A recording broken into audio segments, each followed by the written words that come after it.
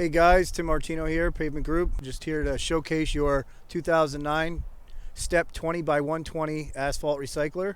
We're going to do a quick walk around video, show you some of the features that it has and some of the repairs that we made on it, and we'll just get to it. So first thing is we're running a 4-cylinder Kubota motor inside here. As you can see, here's the ignition with the hours meter, oil pressure gauge, temperature gauge, voltage gauge. You just turn the key on and let the glow plugs warm up, and then we can start the engine. And here's your 120-gallon Tack Tank that has a brand new Beckett burner, fuel pressure gauge installed, all new wiring harnesses to the burner. That's bolted in there. There's a shield that'll go here that we just got to put on, and some of our finishing touches. So your Tack Tank heats by that burner. Here's a solvent tank that flushes out the system when you're done using the tack material. That has a clean out valve here. You fill it with solvent here, and it circulates through these lines, and you control where the solvent goes with the valves. As you can see, they're nicely labeled. So you've got solvent going to the mixer, or material going to the mixer, or it can recirculate. This is your oil tank valve to have material come out of the oil tank, or to have solvent come out of the solvent tank. You can feed it to the mixer or back to the oil tank. So if you wanted to add asphalt material, the tack material, to your batch, you can just pump it right into the pug mill. Moving back this way, we have a diesel fuel tank for all the burners on the machine. This is your hydraulic valve bank, which is basically, this is all electronically controlled, but there are manual overrides for it, so you can pull the lever. And if you just take a look back here, they're all nicely labeled to tell you which lever controls which function. So the first one will be the conveyor, and then the pump, the front pug mill, the top screw, and then the bottom one is for the rear. This is normally undercover. It's got straps here. We'll be putting new straps on the broken ones, and it's a nice cover here to keep everything nice and dry.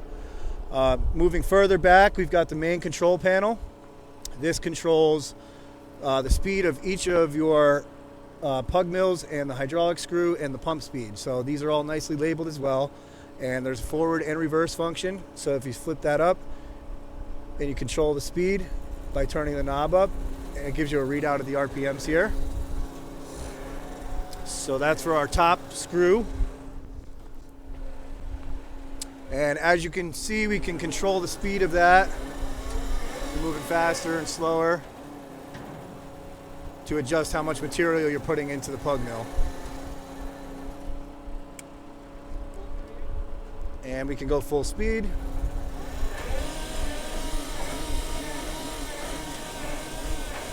And we can wind it right down, almost to a crawl.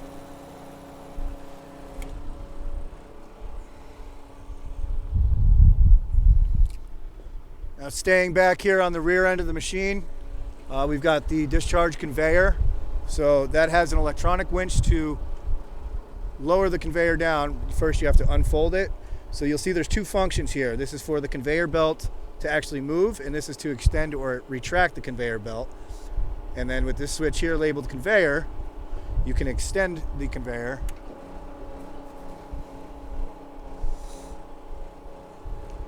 And you can bring it down at the same time with the winch. So the winch is electronic, the conveyor is hydraulic.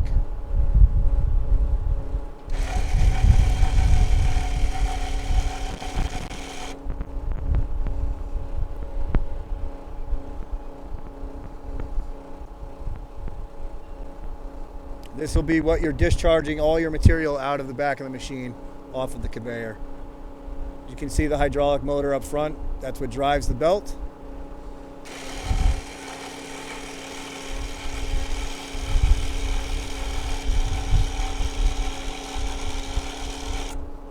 And we can use the winch to adjust the angle of the conveyor, how steep or low we want it.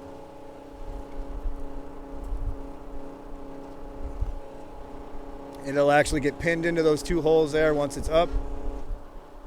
And then we move this lever down from extend to retract to conveyor belt, and using the same switch, we move the conveyor either forward or backwards. We got our conveyor running. That looks like a good spot to discharge from. So I do recommend cleaning this regularly. It had some built up material on it. We used our Z-Release product, which is a soy-based material, and we sprayed it on there and let it soak into the asphalt that was dried up on there, and then just simply scraped it off. So this conveyor speed will be affected by the idle of the engine. So if we turn the engine up, we'll get a little bit more speed out of the conveyor. The only adjustment on the speed here is by turning the engine up and down, because it makes the hydraulic fluid flow faster through the system. No, this is a good speed for it to offload at.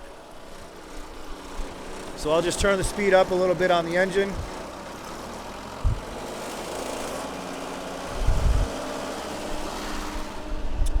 And what I'm going to do now is just start firing up some of our burners. I left them unadjusted, so what I'm going to be looking for is a clear vapor coming out of the exhaust stack up top. The exhaust stack did have a little spot on it, so when I cleared the material out of there, I found a little bit of rust underneath. I completely cut that spot out, and I welded in a whole new piece inside, painted it up with high temp paint and primer. It reaches up to 2,000 degrees before any kind of melting. So the exhaust is completely sealed now, no leaking or anything there. We did paint on the outside of the pug mill as well to give it a nice finish. And what I'll do is I'll come back here to the panel, and I'm going to turn the master power on, and you'll see that you get voltage here. Now all of our blowers have just come on. Now we're not calling for heat yet, so what the blowers are doing is just blowing cool air through the bottom of the pug mill, and what this does is allows it to not have the heat come back into the burners and cause any kind of melting inside of these Genesis controllers, because if we didn't have them blowing constantly, when it gets hot in there, the heat likes to push back and it melts stuff inside. So these are constantly blowing air, even if we're not calling for heat. Now all we got to do to call for heat is look up here on our panel, and they're nicely labeled. So we've got the front right burner, the front left burner, the rear right, and the rear left. And then we have one here for the tack tank, the hot oil control. Now this is the temperature for the tack tank. So when we flip this on, it's going to give us a readout of what the material temperature is at right now, and it'll have a set point. So it's at 62 degrees now. It's got a set point of 120 degrees. Now, because of the video on the phone, it looks like the numbers are jumping all over the place, but they're not. They're sitting still. One's at 62, and the set point is at 120. So it's got a 15-second delay, and now that burner up front for the tack tank is running. So you'll see that it's got a little bit of smoke right now, and that's because we haven't done the air adjustments yet. So what I'll do is I'll get a good air adjustment on it.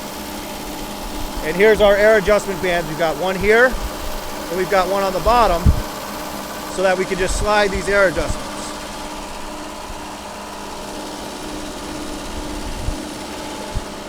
So we're burning clean vapor right now. We don't have to make any adjustments on this one. I'm going to go back to the panel, and I'll turn the other four on and start preheating the pug mill. And I'm just going to do them one at a time right now. So we're going to go to the rear right because it's closest to me. And I'm going to take a look up at the exhaust stack when it starts firing to make sure that I've got only clear vapors coming out of there. No black smoke, no white smoke. If there is, then I'll make an adjustment on my air band and we'll get it to clear vapor.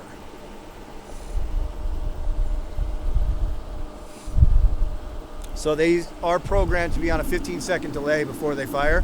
So now it's firing. Our fuel pressure is set at 140 straight from the factory. That's where we're going to keep it. We're running a 2.5 gallon per hour fuel nozzle on these four burners. The one for the tack tank is a 0.75 gallon per hour fuel nozzle. So it looks like we got a little bit of black smoke coming out right now from the one burner. What I'll do is I'll open up the airflow a little bit and allow it to breathe. That should clear it up.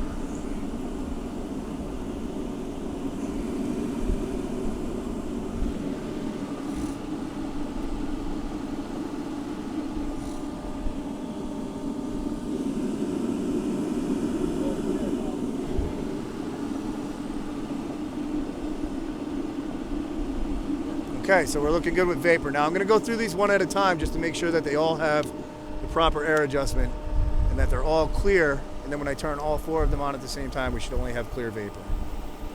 So we're going to be looking at a 15-second delay for the rear left. And if you look at the fuel pressure gauge, you'll see right now it's at low PSI.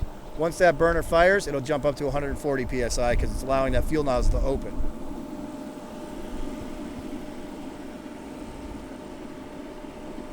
All right, so we're not 100% clear. I'll go make an air adjustment on it.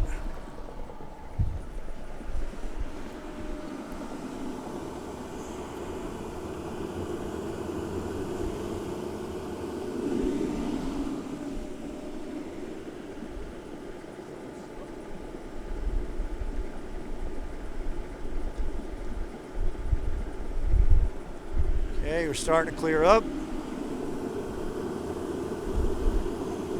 Go.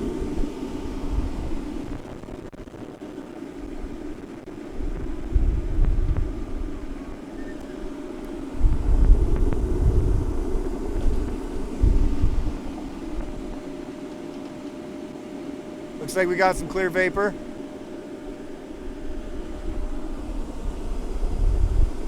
And you'll fine tune this to get it exactly where you want it.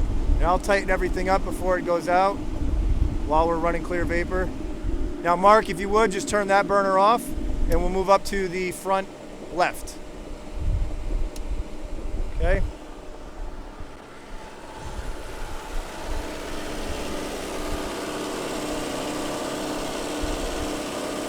So our front left is as if we're looking at it from the rear of the machine.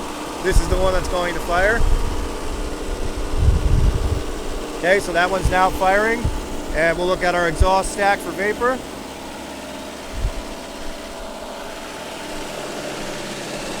All right, we're running a little bit white smoke. So I'll just open up the air band.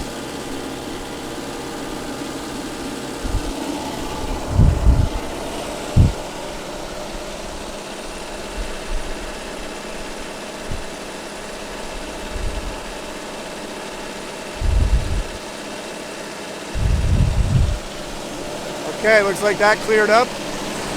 Mark, if you would, switch that one off and click on the front right.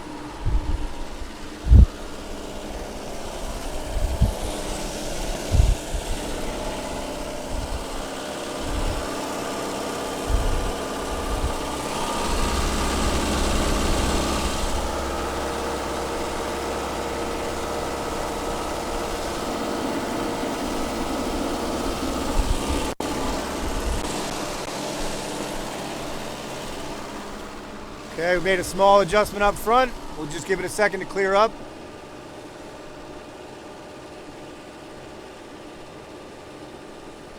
Now all our thermostats for those 4 burners are on this side. So each one has its own controller so you can set the temperature. Right now this one's set at 450 and it's reading 62 degrees ambient temperature. I'll turn the rest of them on now and we'll make sure we've got good adjustment and we're running clear vapor.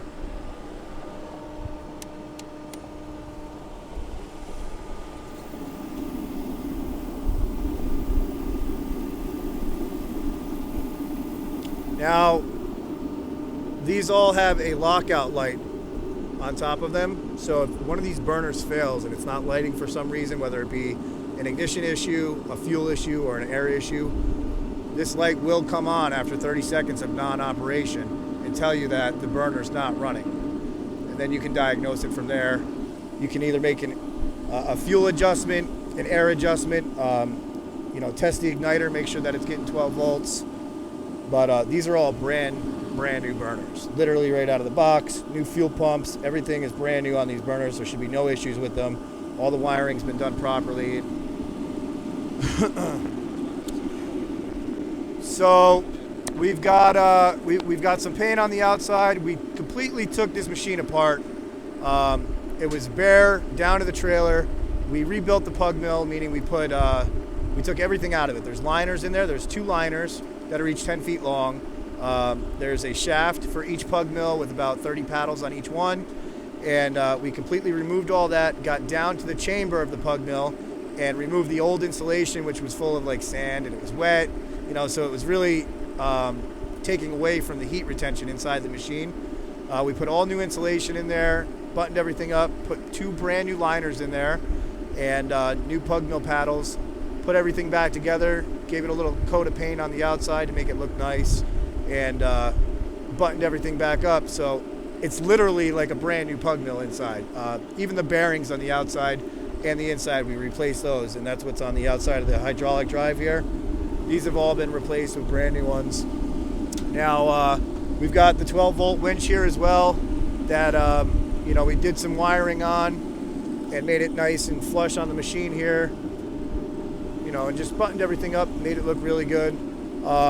This was one solid wire, and I noticed that if you have to take the top portion of this pug mill chamber off, you have to disconnect this. So we installed a plug here, and you can just simply detach it without having to cut the cable and then resplice it. So it just unplugs, and then you can take that thing right off. So right now it looks like we're running a little bit rich. We've got some dark smoke, so we'll open up the airflow and make sure that we're back to vapor before we put any material in.